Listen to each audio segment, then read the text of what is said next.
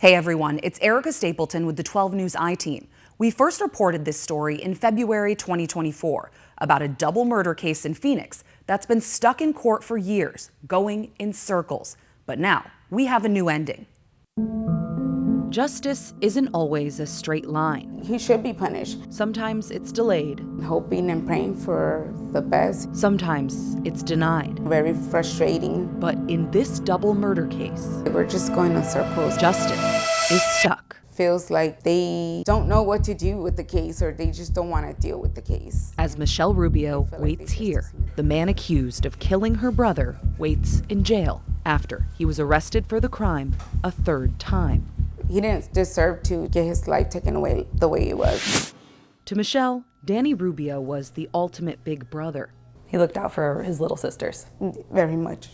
He would always come to me and my sisters and he would be like, do you guys want some pizza? And we'll stay up, late at night, just eating pizza, joking around, laughing. Like, I miss those moments. But on July 5th, 2020, he was trying to get home near 36th Street in Thomas, and he never made it inside. He didn't deserve this. Stabbed to death in his own neighborhood. Phoenix police say witnesses pointed them straight to a suspect. He was very known within our neighborhood. A man found sleeping in a nearby alley, blood on his belongings, knives strapped to his body. We know that his name is Major. Major Mackenzie, arrested on the spot. And he's always been very aggressive within the area.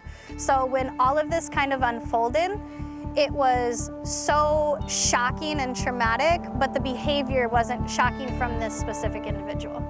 With kids in her home, Chelsea Friday worried about Major Mackenzie on their block. We know that he struggled with homelessness. He's squatted in a lot of the empty houses. Danny's body was found in Chelsea's front yard. She thinks Danny might have been trying to get Major Mackenzie off of her property when he was killed. We could never pay the Rubio family back. But Major Mackenzie told police he thought he could have been robbed and that he would kill anyone who tried to do that. Police said his comments were sporadic, and as police went through his belongings, another troubling discovery. He'd been carrying the picture of a different dead man, a silent witness flyer for Juan Martinez, who was killed just a few weeks before Danny in the exact same neighborhood. And ultimately, Major Mackenzie was charged with both Juan and Danny's murders. It was really difficult for us for a while to even come home. Major wasn't just known in this neighborhood. He was known in the system. He'd been in and out of jail and prison and mental health care facilities for most of his life. Court records reveal he was diagnosed with schizophrenia as a young adult in the 90s, and that he served prison time for violent crimes like assault and robbery in California and Arizona, and in Georgia under a different name.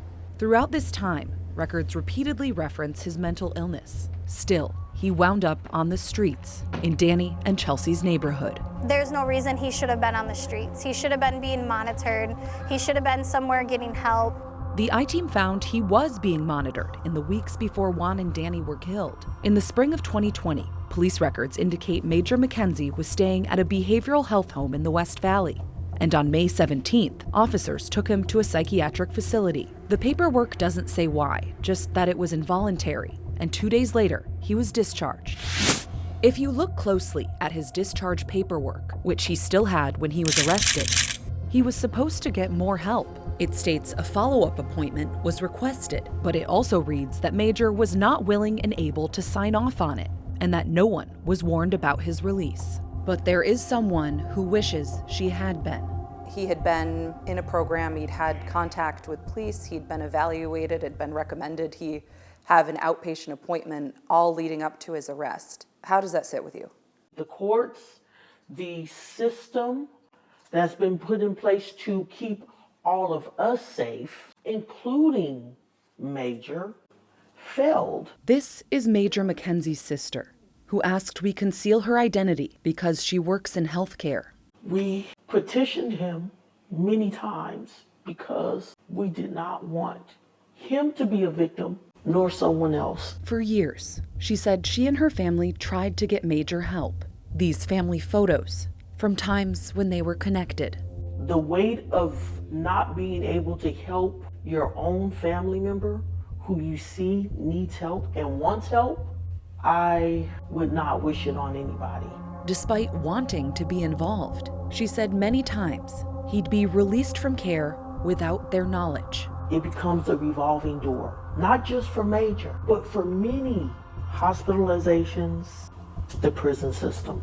Revolving door, because there's no real services that are consistent in between that. But before summer 2020, she thought he was in a better spot. Maybe 6 months before this occurred, he called me and he was saying how he was excited because he was going to be going to a game with his group. He was just happy. Then the pandemic hit. We were looking for him because we couldn't get in contact with him. I believe he was not getting adequate service because I wasn't even getting calls back from the case manager. If those resources were more accessible to him, maybe this wouldn't have happened. And they just let him back out in the street. As Michelle dealt with the grief of losing her brother, she was about to be thrown for another loop in court. After pleading not guilty, Major Mackenzie's attorney argued that he was not competent to stand trial. The attorney asked for what's called a Rule 11 hearing. Usually, if this happens, a person will either be found competent and the case can move forward, or they're found incompetent, meaning they cannot assist in their own defense, and will have to go through a mental health process until the court says they can proceed with the case. But the court's own flowcharts show this can get a lot more complicated and could end up with the case getting thrown out. In Major Mackenzie's case, the court found he wasn't competent, but he also wasn't sticking to a treatment plan in jail.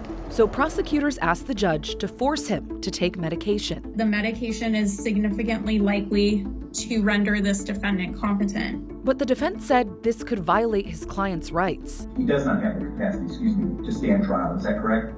Correct. After much debate, the judge denied the forced medication, saying by law, he felt he had to select the least intrusive option for Major Mackenzie. He ordered Major Mackenzie to valuize for a psychiatric evaluation, dismissing the charges in the case. I feel like they protect more the suspects than the victims. Where does that leave you as a victim? I don't know. Once he was no longer in jail, court records indicate he did follow a medication plan at Valleywise and was allowed to leave just 12 days later. Disappointed doesn't begin to describe it for Michelle. Whether you're incompetent or not, you did something wrong and you should be punished for it. But another chance in court was coming. After Major Mackenzie was discharged from Valleywise in May 2021, he was immediately rearrested, and the 2 murder charges were filed again, the case starting over right back at the beginning. Like last time, Major Mackenzie pleaded not guilty, and then his attorney filed for another competency hearing. And initially, doctors found him fit for trial. It seemed like the case would take a different direction, but then another request to check Major Mackenzie's competency, and this time he was found incompetent and the case fell back into the same circle. He knows how to play the system. Do you think it's possible for an individual to play the system in this way? While possible, I'd say it's fairly rare in competency. Dr. Tyler Derns with Forensic Psychiatric Associates isn't involved in this case, but conducts competency evaluations in Utah. What, malingering in these types of evaluations essentially does is really just kick the can down the road. He said competency can be fluid, and it can come up anytime in any case. Some illnesses do fluctuate to some extent, but generally this could happen when people are, say, inadequately managed. Medications are dosed properly, or potentially they even start refusing their medications. Which is why these issues can take so long to address. This process just kind of continues and continues until eventually they're found competent. What if they never are? This does happen, albeit, generally or fairly rare. What do you make of that claim? Maybe he's faking it so he doesn't have to go to prison. It would be different if he did not have a long history, 30 plus years. You're going to fake like you have a flight from reality. Then we would have to say that the professionals that are doing his competency evaluations are incompetent as well. Why do you think he has not wanted to take his medication? His words on why he did not want to be medicated. If I am medicated, I'm on my back. He was beaten almost to death when he was incarcerated. He does not want to be medicated because he has no way to defend himself. He's afraid he'll get hurt. Exactly. Rules for forced medication vary state by state, but judges always have to consider whether there are other options. It does need to be medically necessary and the least intrusive alternative. Still, the state was going to try again. So it's a vicious circle. To be competent, he might need medication, but he doesn't want to take the medication, and so we're just swirling around. After reviewing hours of court video from this case, you hear doctors repeatedly determine medication is the best way for Major Mackenzie to be restored to competency. Yet, there's still an impasse. We tried it that way, and it didn't work. In June 2023, 3 years after the murders, the state asked the judge again to force Major Mackenzie to take medication. We're going to be back on the merry-go-round. The judge is grappling with whether or not to send him back to the hospital, where it's possible Major Mackenzie could go into court-ordered treatment, or he could voluntarily take medication while he's there and get released again. I, too, am very concerned about someone like that being out. But he still has a very significant fundamental right to not be ordered to take medication against his will. The prosecutor implores the judge, saying if he denies the forced medication again, they risk going back to the beginning of this case for a third time. We know that the defendant will take medication when given the carrot of being released. But Major Mackenzie's attorney, My client is definitely opposed to forced medication. he insists it's not a trick. I know the last thing that Mr. Mackenzie wants to do is be ordered to go to Valley Wise, to be released, just to come back to jail. What do we do if we're back here again in 2 years and the whole thing has happened again? Do we just keep doing this? I understand the dilemma there. I don't know the answer to that. I don't know if it means the law has to change in order to avoid situations such as this. We can't change the law, so your poor client is stuck in this legal eddy, if you will, and he's just going around and around, and we're all doing it too. Even the judge seems stuck in this cycle. The individual liberty interest in not being forced to be medicated is so important that I think we have to try it again.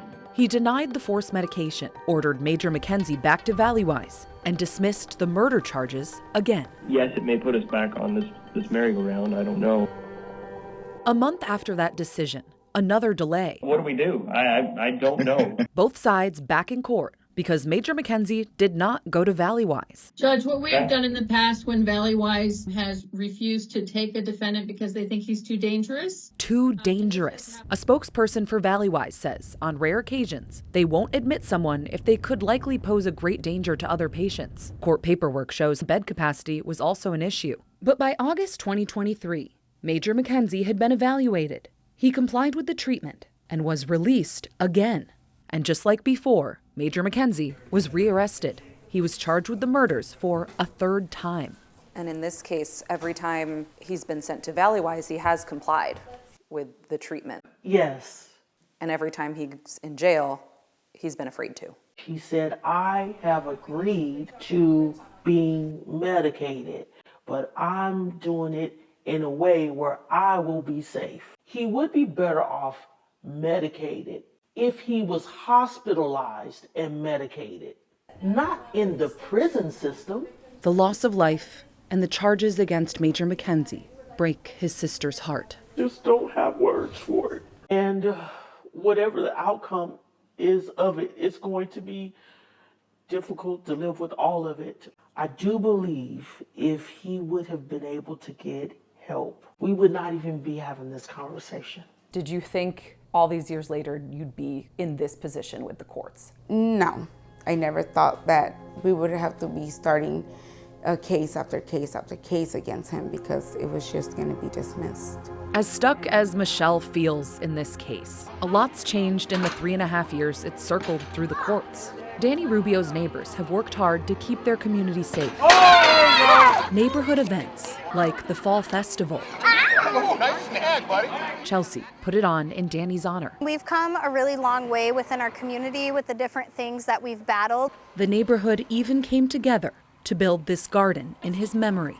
Really bugs. A place for Michelle to take her family. You know, we get emotional because we wish we had him here. In the latest refiling of the murder charges, there haven't been any requests for competency hearings as of February, but that could always change. Right here, we're going to be planting some flowers. Michelle is looking forward to all the growth in this space. I just had to get some chilies into his little garden because he loves spicy food a lot. As the seasons change, Well, I'm thinking about also having some red roses. and the murder case starts its own cycle over again. Since I finished that report, the cycle's been broken. Here's what happened in court. Major Mackenzie's latest attorney did not file to have his competency evaluated again, and Mackenzie and prosecutors eventually reached a plea agreement. Major Mackenzie pled no contest to 2 counts of reckless manslaughter, and at the sentencing, the judge found him guilty on both counts. Victim Danny Rubio's sister and mom addressing the court on sentencing day. You learn to live with the pain, you just never heal it. I don't want another family to go through what we are going through. I thought that day that my life had ended, his mom told the court, because I lost my only son. But Major Mackenzie's attorney also highlighted the impact of a serious mental illness. The world in which he lives in is not the reality that everyone else sees. It's filled with paranoia, threats, fear. His attorney said substance use was also a factor, and that Major Mackenzie didn't remember the crimes, something Major himself pointed out. I had no idea that I had went that far. The state asked for the max, 40 years in prison, while the defense asked for the low end, 20 years. We're not helping the problem. We're warehousing him. The judge went down the middle, sentencing Major Mackenzie to 30 years in prison for the 2 killings. After imposing the sentence, the judge told Major Mackenzie that she's recommending the corrections department place him in a facility where he can get treatment, noting that those options are limited. She said, quote, "Unfortunately, that's the best we have to offer at this time." This case opens up conversation about Arizona and what resources are available to those with serious mental illnesses before and after a bad outcome like this. For the 12 News I Team, I'm Erica Stapleton.